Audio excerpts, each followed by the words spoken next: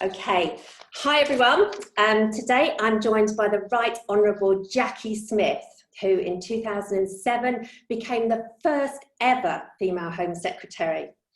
Now a chair of the largest NHS trust in England, she's a broadcaster and an award-winning podcaster with LBC's For the Many. Now, if you haven't seen that podcast, please check it out. It's really informative, but I just find it such a laugh as well. So just really good to listen to. Jackie says that so far, as a woman, as very similar age to me, she's had three main career acts. First as a teacher, second in politics, and now in public sector leadership, and of course the media. She was originally labelled as one of the Blair Babes. I certainly remember that, you might too. And Jackie has tasted both success at the absolute highest level, and then a dramatic fall, which we're going to talk about in a minute, as she lived out the maxim that all political careers end in failure. Jackie, welcome to Rock My Age, the Rock My Age podcast. Thank you. Great to see you. I want to go back because I'm a mother of girls and now the mother of a granddaughter. And I want to know what the little girl, Jackie Smith, was like and what was set in place back then that put you onto the trajectory of what you achieved. Well, I think I was always interested in speaking out on behalf of people who I didn't think had as strong a voice as I'd got. Now, if you ask my teachers, they would have called that being far too chatty in class, but I saw it as, some sort of political mission. And of course, I came from a family where my mum was a councillor, a local authority councillor, as was my dad. My mum would have liked to have been actually a member of parliament. So it was always a very political family. We did lots of discussions. I loved politics from a very early age. I got involved in student politics when I went to university. I joined the Labour Party at the age of 16.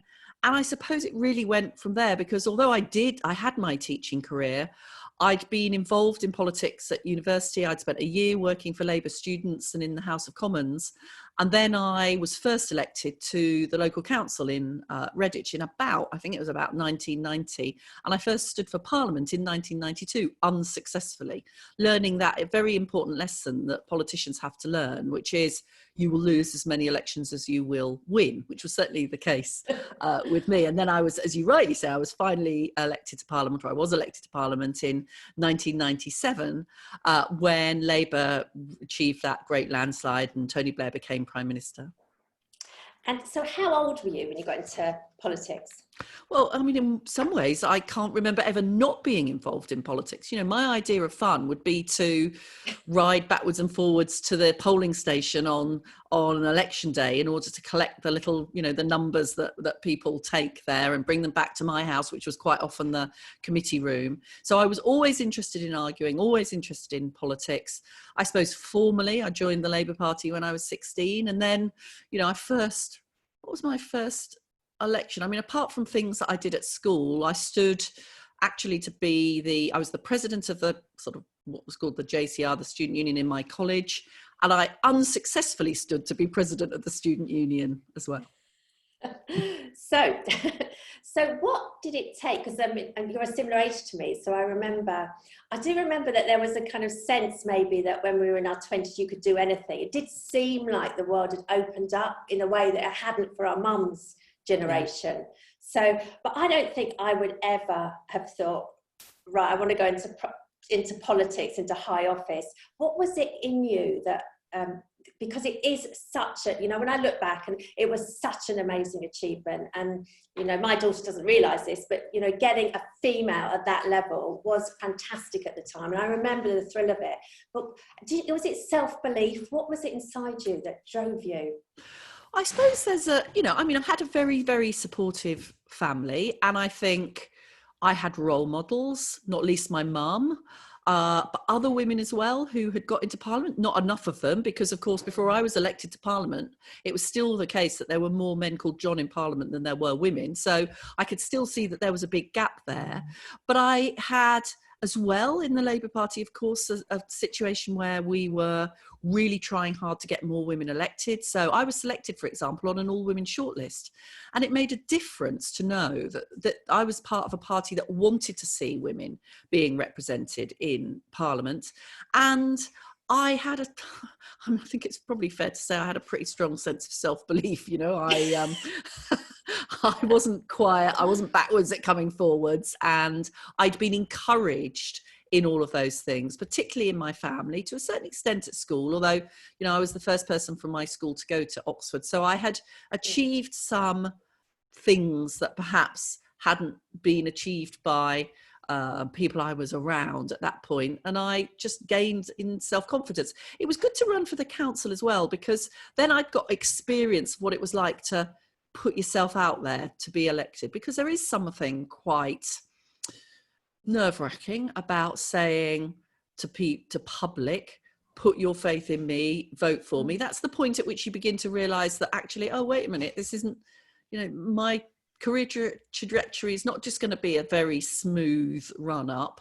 There are going to be people that perhaps don't believe in me in the way in which I believe myself, or in terms of my political views, strongly disagree with me and are going to want to sort of battle me along the way. So you have to be a bit sort of, you have to get used to what you have in politics, to what you have to do in order to be successful. And that's believing in yourself, that's getting the experience, making the networks, and doing what you need in order to get elected. Because Redditch was not the first, which was the seat I was elected for. That wasn't the first seat where I fought a general election or tried to get selected, in fact.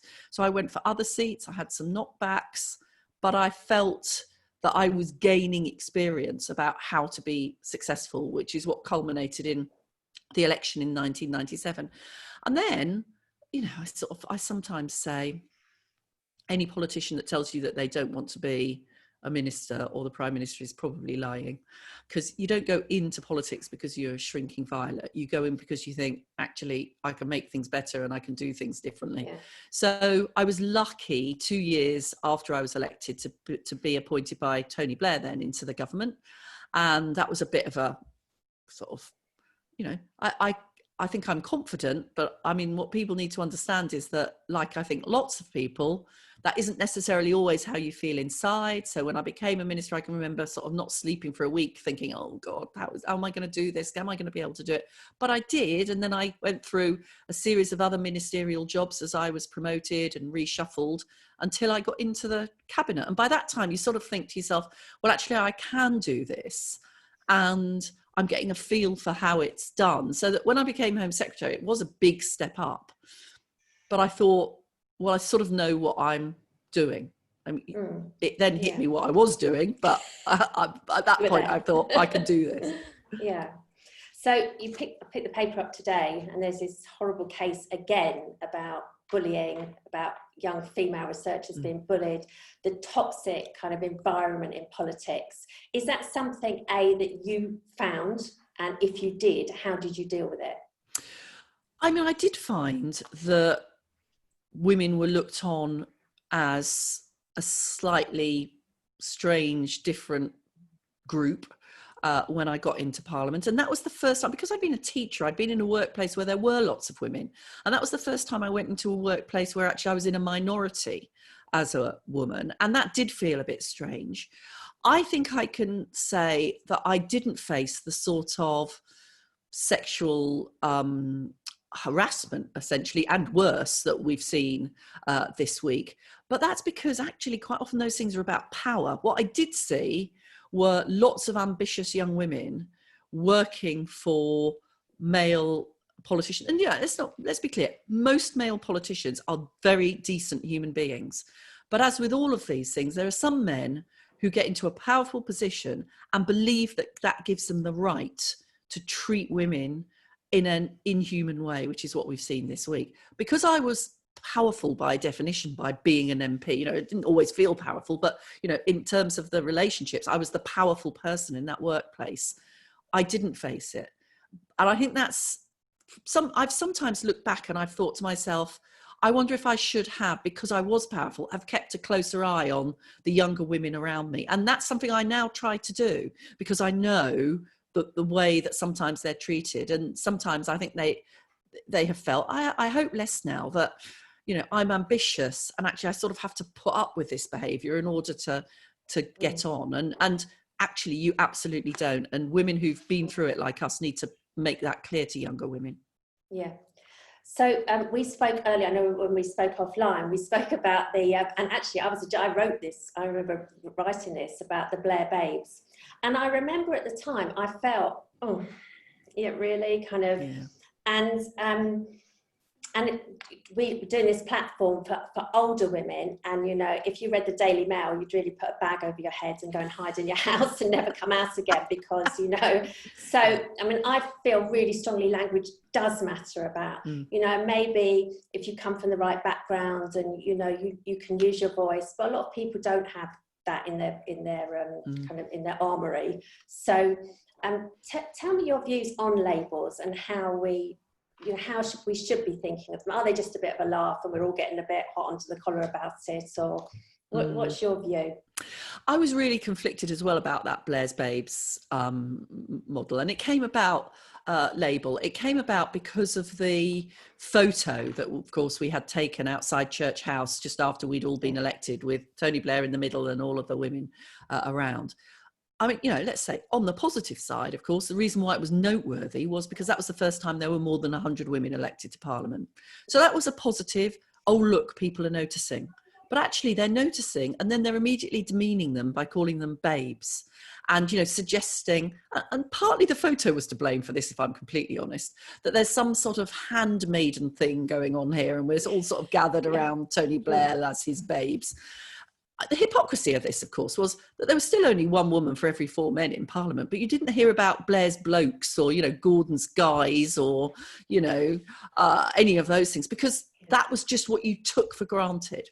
So, yes, I do think language is important. You know, I call myself, you know, I'm the chairman of a board now. I call myself the chair, and I will go out of my way to use language that is not gender specific, because, you know, going back to what it was that got me involved in politics is because I had role models, and you can't be what you can't see. And if you use the language that implies that certain jobs are always only done by men, I think that gets into people's psyches. And actually we need to be clear that these are roles which can be filled by men and women, and therefore let's use the language that demonstrates that as well.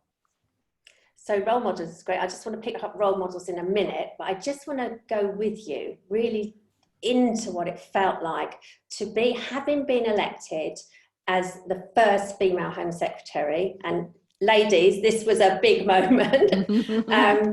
And then going into a situation that was, and I've really kind of thought really deeply about this, because I think as women, we need to hold up other women and not follow that same old thing about, you know, where can we get them and tear them down. And sometimes other women can be just as bad as everybody else. But you did have a difficult end to your political career. And how did that, what was going on? I mean, it's up to you how much you want to speak about it, but how did it feel? What was it kind of, because I remember at the time thinking, oh God, it was, and of course the vote, everyone comes out and. Yeah. Right. Well, I mean, let's start at the beginning of me being Home Secretary, and then I'll come to the end because it's interesting. So, of course, I became Home Secretary. The very next morning, there was a foiled, actually, terror attack in London, and then some terrorists ran their jeep into the front of Glasgow Airport. People might remember it, and so therefore I was thrown straight into responding to a terror attack. And the interesting thing at that end of that weekend, and when I did the statement in Parliament, was that people said, oh, well, she's responded, you know, she's looked very confident and assured, and she's made a good start in this job.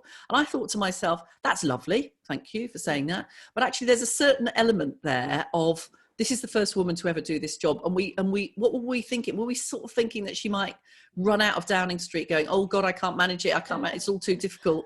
And because I didn't, somehow or another, you know, oh blimey, she can stand up and talk. Exactly. She can actually do the job, and who would have known? So that was all very positive. But then, as you say, of course, what you are as the first female Home Secretary is you are very much in the public eye. And, you know, what I'm going to say has sometimes been taken by newspapers that wanted to make something of it, of I'm making an excuse that I was a woman. And I genuinely am not. But of course, I got very caught up in the whole MP's expenses issue, in particular, of course, foolishly, in claiming for a telephone bill.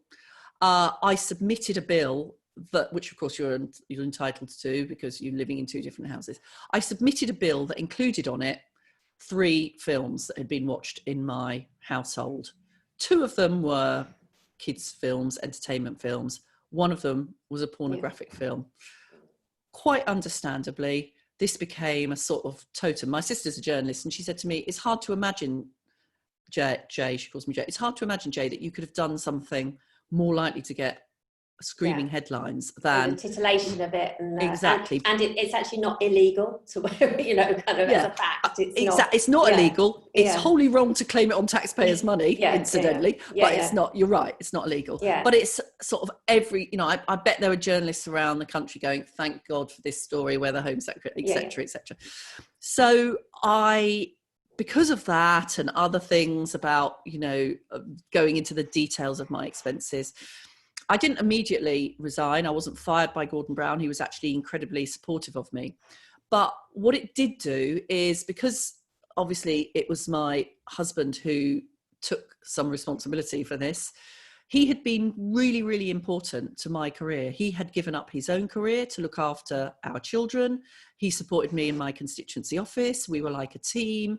And all of a sudden, he was really, really knocked and wasn't able to provide me with that sort of support. And I sort of discovered that the spotlight that was on me, the journalists, you know, the photographers outside my house day in, day out, I couldn't do it without his support. So about 6 months after that, I stepped down as Home Secretary, and then I lost my seat in 2010. Now, I would always have lost my seat given we were going out of government, but of course it was more noticeable because of who I was. I mean, you know, at the time, you find small bits of humour in situations like this. So I was I was on the BBC webpage with a headline, "Biggest Loser," over the top of my face, which of course my kids thought was quite hilarious. But anyway, actually, but you know, that, I mean, looking back, but I don't know what that would feel like to wake up and see that. I mean, that's pretty a tough thing to deal with. It's I mean, any political life, and actually far worse now in terms of the abuse that politicians get, incidentally, particularly women. Any political life is going to have you in a bit of a spotlight. It's going to have people criticising you, feeling able to treat you as less than human in the way in which they describe you. And those things are, I think people, we all do it, incidentally. And I quite often take a step back and think, actually, wait a minute, you may disagree with this person, but this is a human being who is almost certainly trying to do their best, possibly getting it wrong, possibly doing what you disagree with, but nevertheless a human being. And let's think about how we talk about each other. So the trouble with that is that after a while, and I found this, you begin to yourself have to build such a shell that you feel less human yourself. And if you get to that point in your political life, which is why I think I was probably right to resign, really, the only way I could get up and go into the office to do this really crucial job as Home Secretary in the morning was they removed all the newspapers, because frankly, if I'd gone into the office and looked at what was on the front of the newspapers, I probably wouldn't have been able to do the next meeting. I mean, I did all of these things. I felt strong going through it, but I also realised that I was becoming less human and more covered in a shell, and that just was bad for me, really. And after having lost my seat, it takes some time to get through that, and especially if your family is involved in it as well. But I mean, what I can say is, having been through one of the sort of worst, certainly one of the worst things that can happen to you as a politician, career-wise. I have managed now to rebuild another career. I mean, of course, the interesting thing is it is the worst thing you can go through career-wise. And at the time, my husband and I stuck together. Subsequently, in the last couple of years, our marriage has come to an end. So that's another horrible thing to go through. And actually, it's worse. You know, I think losing a 30-year marriage is worse than losing a career. And hopefully I think that, because I've actually got the human being back into me again. But that wasn't very easy for a while. Yeah. So just on that point, because again, when I was thinking through this interview, and because the tabloid journalist in me, and I think us journalists have to, I think there's a really important kind of challenge around how we, you know, talk about people's private lives, and, you know, but obviously maintaining a free press and everything. But so I was just thinking, I find it, I thought, you know, your end of your marriage is your business, and I don't know how comfortable you are to, because and as I was saying this to you before, so many women I know are getting to their mid-50s and their marriage is ending, and it's the pain, the emotional pain involved is dreadful. So I think it's interesting to hear from somebody like you, as a son called you tough as old boots, as we said before, another label, great. And I think it is really important to think, actually, you know, a person is a complex human being, and they get hurt, and how useful is that to our democracy to kind of making fun of it or a big deal about it, or so I was just sort of sensing how I felt about asking you about this. But I mean, are you happy to kind of talk to other women out there who are going through this kind of phase of life? And I mean, I'm bloody glad it didn't happen when I was in Parliament, let me say, because I think the headlines. That would have been a nightmare, including for my kids, who are the sort of people that you feel for. I mean, they're now 26 and 22, and you know, it's been horrible for them, their mum and dad splitting up. But the thing that has got me through the last couple of years has been friends, men and women, but lots of women friends, my sisters, people who sometimes have actually opened up to me about things that they've been through in order to support me. So yes, you know, I sort of feel once again a responsibility to talk about it. I mean, I am not completely through it, but I am seeing somebody else, and he's lovely, and I'm beginning to feel that they're, you know, having gone through times when I thought, this is it, you know, I've had a lucky life, I've had a successful life, it's sort of over, and now I've got nothing to look forward to. I now believe I do have things to look forward to, and that you can get through it. I mean, you know, I was married to my husband for 30, well, I'm still formally married to him now, so that's 33 years we've been married. And you don't end a relationship like that sort of overnight. And I think you do need, and you go through lots of stages, and you need to just keep on going, and you need to find the support around you. You need to understand you're not on your own. And, you know, actually I sort of thought nobody could have been going through the pain that I'm going through. Nobody understands it, but actually lots of people do. And then they say to you, things will get better. And you think, oh, they're just saying that it won't in my case. It does. Right? It Great does. Message. And if you don't believe it, just believe that if you just keep getting up and putting one foot in front of each other, of the other, and trying, when you've got the energy, to see the good things around you. So, you know, to begin with, it would be, you know, I live in the Malvern Hills, and I would go out of my front door and I'd think, those hills look lovely. And then perhaps I might be back into the despair again. But you've had those moments when you've sort of gone outside yourself and seen something good. Try and do those things. Gather your friends around you. Believe it will get better. And in the end, it does. That's lovely. Thank you. Thanks for that. So I want to talk about role models, which I think is a nice kind of segue into that. And I was thinking about, because I do a little piece before I talk to you, and thinking about, and I was thinking about genuinely, I was in awe of you in the House of Commons, just kind of, you know, like all us other feminists kind of, this was great.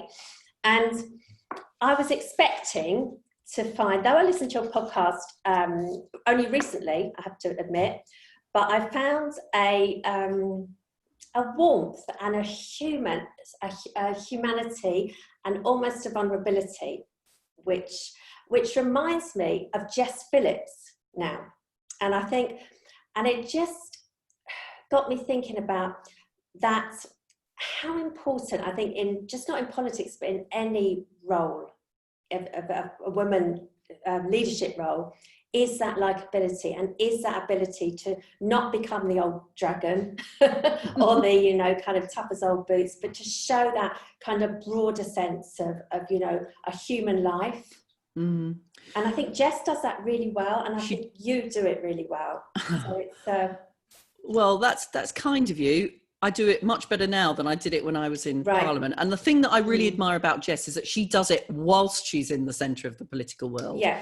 And actually, you know, to go back to something I was saying earlier, the trouble with politicians is that if you're not careful, you build such a shell around you that you seem inhuman, you know. So I know that Theresa May is a warm person who cares passionately about things, but she hasn't been able to demonstrate that. And I think that's partly because to get where she got, you needed to build that shell.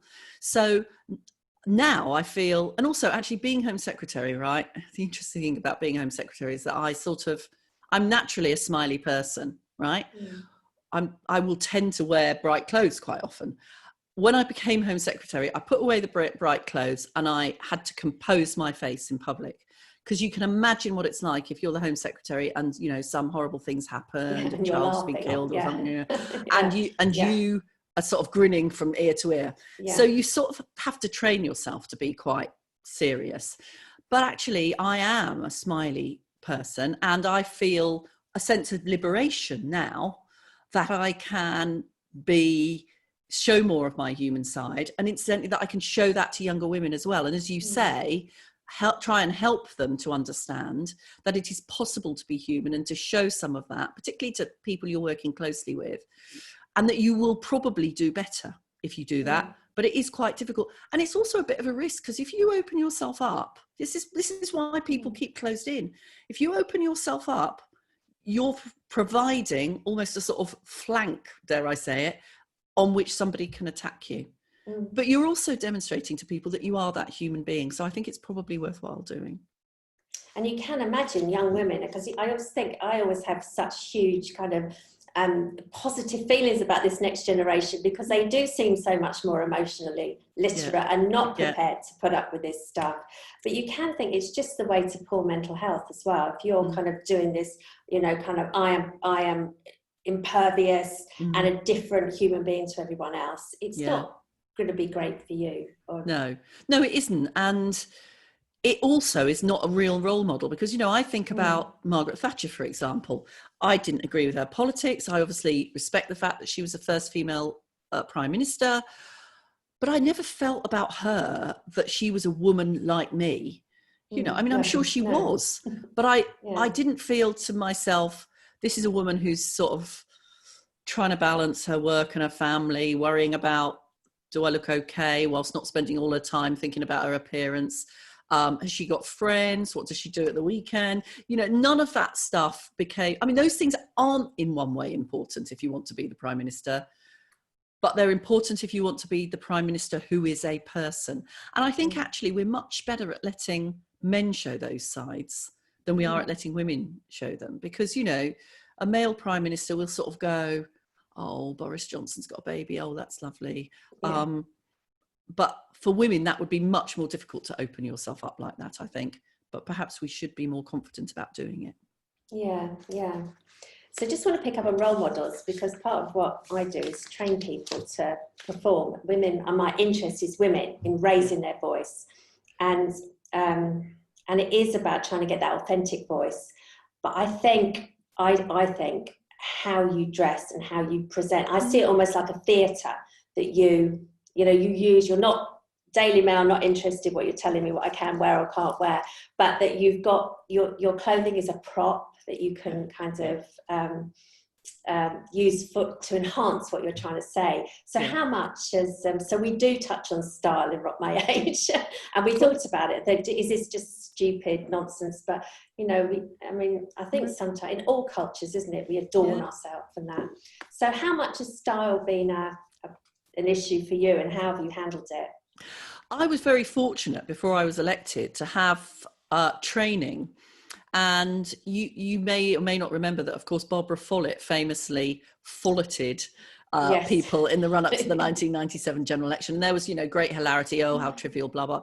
Actually, I disagree, you know, because I had media training, I had training in speech making, I had training in what our policy was, and I had training in how I should look and present myself. Of course, that's important. You know, in this day and age, in every day and age, politics has been about the message, the politics, but it's also been about the person and how they're able to communicate that.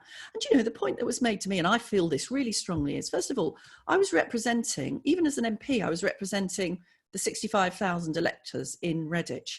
Frankly, I don't think they expected me to rock up, you know, looking all scruffy and as if I hadn't taken any care over the way that I was dressed. Secondly, I think they wanted me to look professional, not to look flashy, but to look properly dressed. And of course, I've had experience, I'm afraid, of what happens when that goes wrong. So the terror incident, that was the first thing I dealt with as the Home Secretary. I went into Parliament on the Monday to do a statement to Parliament about it. Getting up in the morning, I had put on a very nice jacket and a top, a sort of a black top, that was just a bit too low. And in Parliament, the cameras looked down on you like that. So all of the photos and the cameras had me with just a bit too much cleavage on show. That I'm making a bloody statement about a terror attack. That had been foremost in my mind in the morning. And there were some newspapers and some commentators whose sort of top take from this was, essentially, I'd got my tits out. I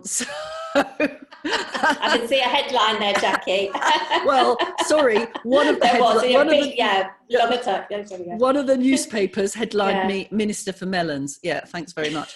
So, you know, and the lesson I learned was dress in a way that exudes professionalism and that isn't going to distract from what you're going to say. That's the lesson. And interesting, as a newsreader, it's exactly the same thing. No distraction, just keep it kind of, keep the lines clean. And so I want to know now about, because I find it really interesting, your podcast that you do. I want to talk about the NHS, I want to talk about your podcast, but podcast, first of all, not that the NHS isn't more important, but, you've just won an award, and it's a Civility Award, which I just think is fantastic. And tell me about what the kind of concept is behind the podcast. Yeah. So I do the podcast with Ian Dale, who's he's now an LBC presenter. In the past, he's been a parliamentary candidate for the Conservative Party. He's been a blogger for the Tory Party. He's on the right of British politics. He's the sort of person that I wouldn't have had much to do with when I was actively involved in politics. Yes, yeah. He used to write horrible things about me in his blog. But funnily, if he interviewed me just as I was coming to the end of my political career, and we sort of got on. I mean, we were of a similar age. We sort of hit it off, actually, and frankly, since then we've become friends. We did Sky News Review together. We've done an LBC show together. And then he said to me one day, why don't we do a podcast? And essentially what we do in the podcast is we have a sort of friendly argument and a laugh and a laugh. I mean, we've both got, I'm afraid, a slightly infantile, smutty side to our characters. So we do a bit of that. Yeah. But we talk about the news of the week, and we will often disagree. Sometimes we'll agree about things you might think we would disagree about. And we didn't, you know, it'd be wrong to say we set out to do this, but quite quickly we realised that what people liked about it was we were able to disagree in a way that was respectful, fun, that didn't deteriorate into sort of slagging each other off, that we were warm towards each other. And that, you know, I'm also the chair of the Jo Cox Foundation. And, you know, famously, Jo said in her maiden speech, and Jo, obviously the MP who was shot, exactly, you know, who tragically died because of hate. Yeah. And her view was, look, we have more in common than that divides us. And you can disagree agreeably. So that's, I suppose, what Ian and I try and do, or hopefully succeed in doing in the podcast. And we have a laugh, and we say to people, look, you can be, you know, being involved in politics isn't all about hating each other. It's actually about the fun of discussion and debate. Because one of the things that really worries me about this really toxic type of political culture is it's going to put people off. I want more young people, young women, to think to themselves, politics is a place where actually I can survive and I can make a difference. I don't want them to be put off by the idea that they'll be constantly being sniped at and hated. So we see it as that as well, bringing people into politics. And so he's turned into a mate. Sorry. Yeah, you can see that. The walks between you is amazing. It's good fun. And so what is your view on the kind of, and I think this is a bit of a generational difference, either my daughter and her friends, about the cancel culture, that you can't say this, you can't say that. And I find that difficult. I find, you know, trying to be a kind, sensitive, I think more kindness and compassion, but to shut down so much debate. What's your view on that?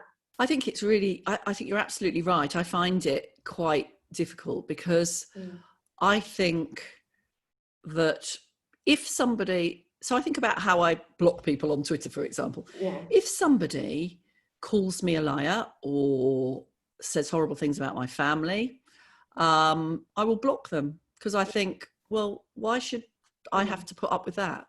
If somebody engages in really horrible hate speech, you know, if they're racist or homophobic or sexist to me, I will block them. And incidentally, I think if they go, you know, and Ian's interesting doing a radio program, because equally he says, no, there are certain people who have just overstepped a mark and I'm not going to have them on my program. However, if what you do is you strongly express a view that I disagree with, even on something really quite difficult, like, you know, without entering into really tricky territory, the whole debate around trans rights and, you know, what that means in terms of, you know, women's rights and where there may potentially be clashes.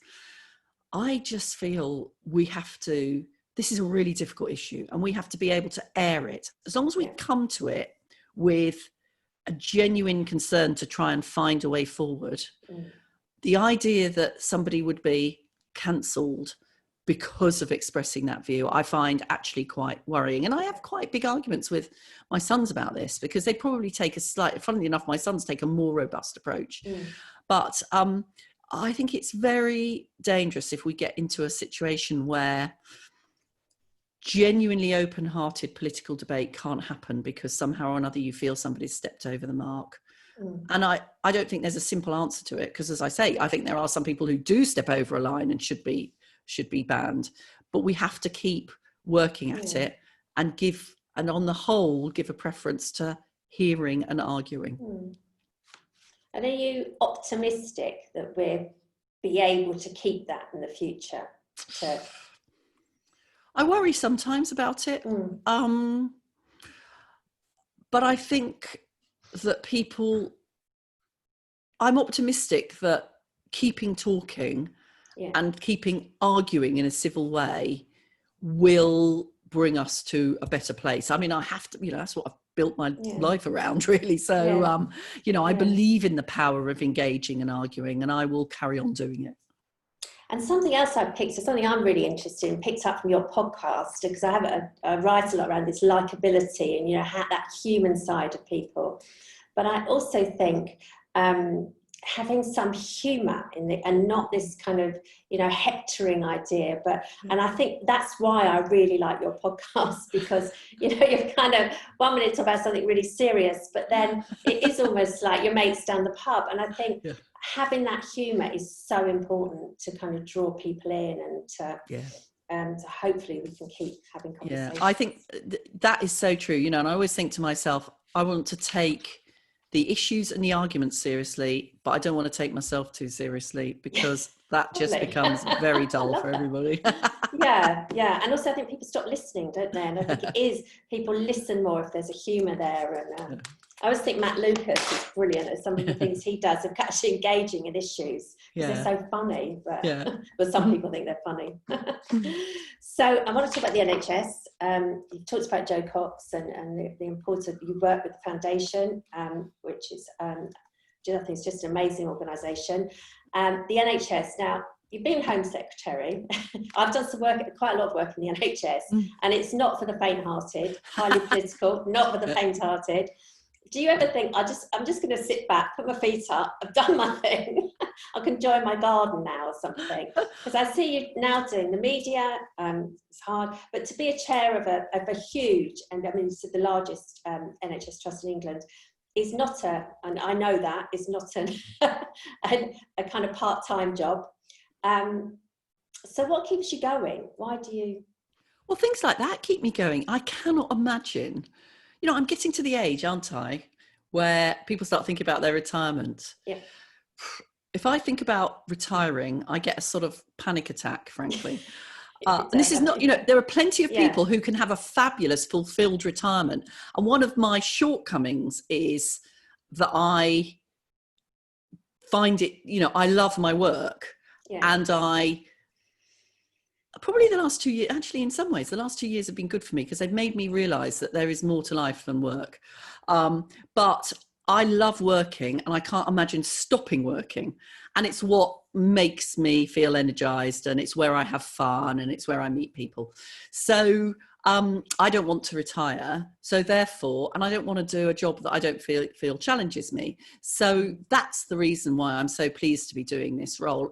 And also, I think, actually, the political side of it, sometimes in the NHS, when people are looking for people to sit on boards, they sort of think, oh, politics, we don't want anything to do with that. I'm not party political when I'm chairing the board at University Hospitals Birmingham, but I think, and people tell me, that it is helpful to have somebody who actually understands where policy might be coming from, what ministers might be feeling like, what happens incidentally to the policy between the point at which it's considered and determined up here and the point at which it arrives almost at the front line and has to be implemented. And the fact that the NHS is very, very political, it's political at a local level, it's political at a national level, and having somebody who can sort of understand that, I think is a good thing. And I find that I think I can bring something to that, and I really enjoy it. And it feels like, to be honest, I've got to that point in my life where I'm fortunate, because I'm able to say, look, I want to do work that I think makes a difference with people that I like. And that's what my... I get that. So get that. Yeah. I've done the hard miles, so now I get to choose. And that's what I feel about this job. And in fact, the other thing, I also chair a trust that runs children's social care services over in Sandwell in the Black Country. And actually somebody said to me when I took that role on, for goodness sake, is there not enough jeopardy in the NHS that you've now decided that you want to go and do something else, children's social care? But I enjoy that challenge. And I think, without being arrogant, I think I can bring something to it from my previous experiences. So I'm going to carry on for as long as people will employ me. I'm going to carry on doing those things. You could be a podcaster as long as you like, can't you? Okay, so we've done some of the serious stuff. So, but maybe this is serious as well. But so 57, right? Yeah. Good and bad things about being 57, about being a 57-year-old woman. Good things. My children are grown up, so I get more sleep. Bad things, I need it, because otherwise the face is more droopy and more liney and I'm less energetic. I've got more time to do exercise, so I think I'm fitter now than I was 20 years ago. Right. I've realised that it's possible to still have romance at 57, but I feel... Such a good message, such a great message. Yeah. But it's And of course it is about physical attraction, but it also, of course, has to be about other things when you get to this age and the things are happening to your body that are happening. I feel much more confident. I worry much less about what people think about me. I feel more able to just have a laugh and not feel judged, or if I am judged, I sort of think, well, whatever. And as I say, I feel I'm lucky enough to be at that time in my life and financially where I can pick and choose what I do. What's not to like about that? That's great. So the next, well, actually, because I was talking to Dame Stephanie Shirley this week, who's 86, who has no intention. So don't you dare talk to me about retirement. I want to keep going. So I was going to say, my question to you is what's going on your agenda for the next 10 years, but maybe we should go for the next 30 years. 30 years. Yeah. Well, do you know, I still feel ambitious, actually, and I think there are other interesting jobs out there that I would like to do. I think there are different experiences that I'd quite like to have, and hopefully I'll get the opportunities. What? No, I should keep keeping that just a little bit undercover for now. But yeah, I still feel I've got a lot to offer. I still feel energetic. I like to have a nap in the afternoon sometimes. But me too, absolutely. But then I can bounce back. And compulsory nap in the workplace for older women. Exactly right. Camp beds in the corner for everybody. And I'm wiser. So why wouldn't somebody want to employ me? Yeah. And finally, because I think when I think of you, I think that's just a really interesting kind of picture I get. And the words that flash up. And I remember Michelle Obama, when I went to see her, she put all these words that people had used about her. And, you know, in the tough as old boots. And I like that. I think it's powerful and kind of, but Home Secretary, podcaster, all these things. What would you most like? I think two questions really, your legacy to be, and second, what would you most like to be remembered for? I like being remembered for being the first female Home Secretary. I'm proud of that. I was really honoured to do it. I'd like to be remembered, though, as somebody who had a successful career, but then used it to help others. So, you know, I'm very much a fan of the Madeleine Albright, you know, the US Secretary of State's statement that there's a special place in hell for women that don't support other women. Amen. I believe that. And I want to support other women to get on in the way in which I have. So I do quite a lot of sort of mentoring, a bit of coaching, and I'm in Labour Women's Network, which is about getting more women to be able to stand for Parliament and to have elected roles within the Labour Party. So I want to, it sort of sounds a bit of a cheesy cliche in one way, but I do want to give something back because I feel blessed. Well, I think I worked hard, but I feel blessed for having had the opportunities in my life that I've had, and I want other people to have that as well. Jackie Smith, thank you so much for your time today. Thank you. Thank you.